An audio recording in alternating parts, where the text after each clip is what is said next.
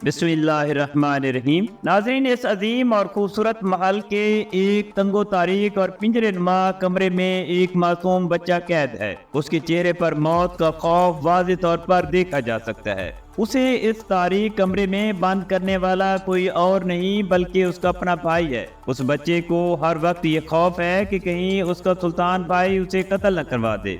हर वक्त मौत के खौफ ने उसकी दिमागी हालत नहायत अबतर कर दी है और उसका ये खौफ किसी हद तक जायज़ भी है, क्योंकि उसके सुल्तान भाई ने उसके बाकी तमाम भाइयों को मार डाला है। आखिर ये नीम पागल लड़का कौन है? नाज़रीन, ये लड़का कोई और नहीं बल्कि सल्तनत उस्मानिया के सुल्तान मुराद चहारम का भाई इब्राहिम अव्वल है।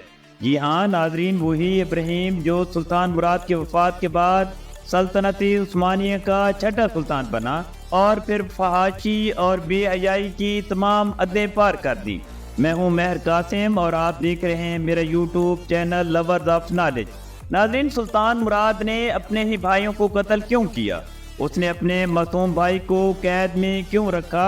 और फिर इस नीम पागल कैदी को जब इक़्तिदार मिला तो वो अपनी ताकत के नशे में कैसे बदमस्त हो गया? फिर उसका कैसे इबरतनाक इंजाम हुआ? इन तमाम सवालात के जवाब जानने के लिए इस वीडियो को मुकम्मल ज़रूर देखें और अगर वीडियो अच्छी लगी तो लाइक करके चैनल को सब्सक्राइब ज़रूर करें।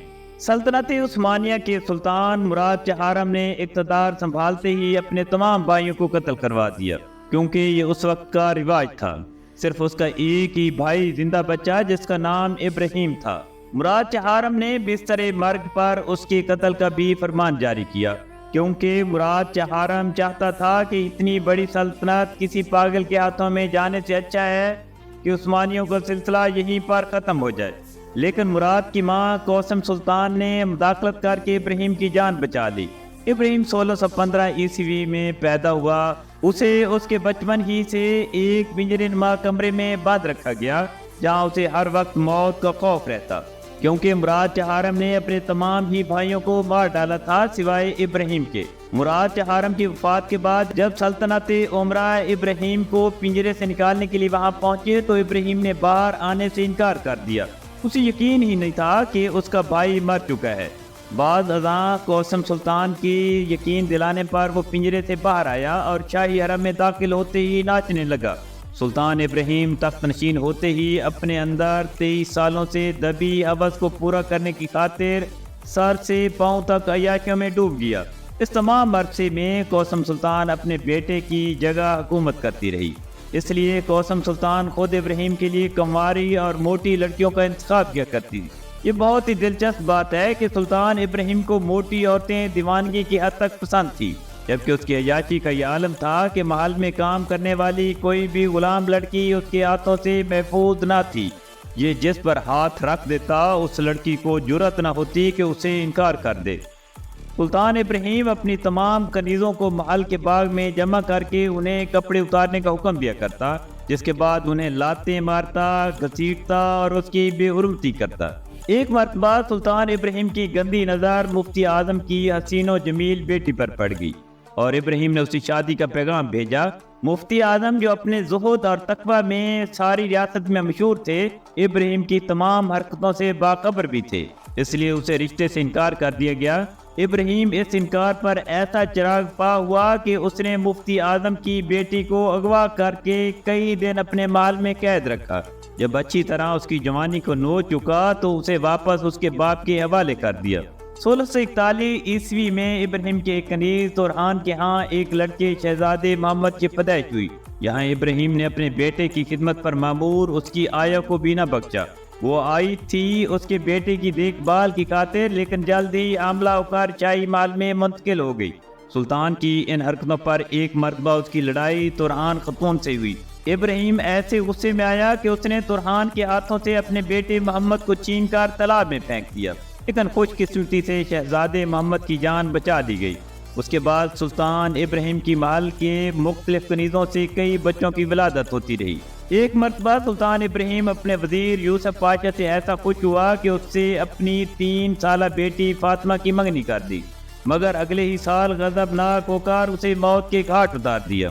यूरोप से बड़े बड़े ज्वेलर्स और डिज़ाइनर्स उसकी आराइश के लिए बुलाए जाते, وہ اپنی داڑھی، کپڑوں اور دیگر چیزوں کو خوشبو میں تر رکھتا، خاص کر عنبر اور سمور اس کی پسندیدہ خوشبوئیں تھیں۔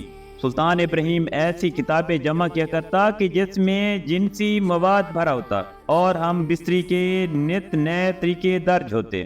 ایک مرتبہ سلطان ابراہیم کی نظر ایک جوان گائے پر پڑی۔ ابراہیم کو یہ گائے ایسی بھائی کہ اس نے اس گائے کے سونے کے مجسمے بنوا کر سلطنت کے طول و عرض میں روانہ کیے اور ایسے خد و خال کی حامل عورت کی فرمائش ظاہر کی۔ بہت چھان بین کے بعد ایسی ایک عورت آرمینیا سے لائی گئی۔ اس کا نام شکر پارا تھا اور اس کا وزن 150 کلو گرام تھا۔ سلطان کو یہ بہت پسند آئی اور اسے فوراً حرم میں داخل کر لیا گیا۔ ایک دن اسی کنیز شکر پارا نے سلطان ابراہیم کو ایک خبر دی جس کے مطابق حرم کی ایک کنیز کے کسی بیرونی آدمی سے تعلقات تھے، مگر وہ اس کے نام اور تفصیلات سے آگاہ نہیں تھی۔ یہ سن کر ابراہیم 3 دن تک مسلسل غضبناک رہا۔ اسی دوران اس کے کم سن بیٹے محمد نے ابراہیم کے ساتھ ایک چھوٹا سا مذاق کیا، جس پر تیش میں آ کر سلطان نے اپنے بیٹے محمد کے چہرے پر ایک ایسا وار کیا کہ اس کا نشان مرتے دم تک سلطان محمد کے ساتھ رہا۔ حرم کے نگران خواجہ سرار نے مطلوبہ کنیز کی نشاندہی کی خاطر بہت سی کنیزوں پر تشدد کیا، مگر وہ ناکام رہا۔ اب سلطان ابراہیم نے یہ فیصلہ صادر کیا کہ حرم کی تمام 280 کنیزوں کو سمندر میں پھینک دیا جائے، سوائے توران اور شکر پارا کے۔ سمندر میں پھینکی جانے والی کنیزوں میں سے صرف ایک کنیز زندہ بچ سکی، جسے ایک فرانسیسی جہاز نے پانی سے نکال لیا تھا۔ قاسم سلطان نے شکر پارا کے بڑھتے ہوئے اثر و رسوخ کو دیکھتے ہوئے ایک دن اس کی دعوت کی اور اسے قتل کروا دیا، جبکہ سلطان ابراہیم سے کہا گیا کہ وہ شدید بیمار تھی۔ ابراہیم کے دور میں سلطان کے گورنر ان علاقوں کے مالک بن گئے جن کے وہ گورنر تھے۔ عثمانی دفتروں کو بیچ کھایا گیا۔ سلطان کی عیاشیوں خاطر نہایت مضحکہ خیز ٹیکسز عائد کیے گئے۔ ان میں ایک ٹیکس عنبر اور سمور ٹیکس بھی تھا۔ در حقیقت یہ دونوں خوشبوئیں سلطان کو بہت زیادہ پسند تھی۔ اسے اپنے ملک میں پھیلی افراتفری اور بیرونی خطروں کی کوئی پرواہ نہیں تھی۔ ریاست کے امراء اور شرفاء اس کے ہاتھوں کا کھلونا بنے ہوئے تھے، یہاں تک کہ 1648 عیسوی میں فوج نے تنخواہ نہ ملنے پر بغاوت کر دی اور وزیر اعظم کو قتل کر کے اس کی لاش کو چوک پر لٹکا دیا۔ اس کے ساتھ ساتھ مفتی اعظم نے، جو خود بھی سلطان کے تاب کا شکار ہوا تھا، اس نے سلطان ابراہیم کے خلاف فتویٰ جاری کر دیا اور سلطان ابراہیم کو معزول کر کے ایک مرتبہ پھر سے اسی پنجرے میں بند کر دیا گیا۔ اس کی جگہ اس کے کم سن بیٹے محمد کو تخت پر بٹھا دیا گیا۔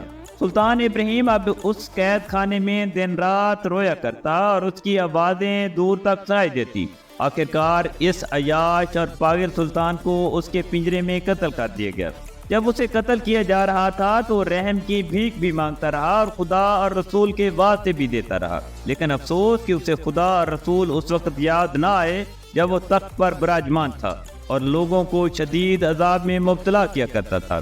قتل کے بعد اسے مسجد آیا صوفیہ میں اس کے چچا سلطان مصطفیٰ اول کے پہلو میں دفن کر دیا گیا۔ اس طرح سلطنت عثمانیہ کا ایک بدنما چہرہ ہمیشہ کے لیے اپنے انجام کو پہنچا۔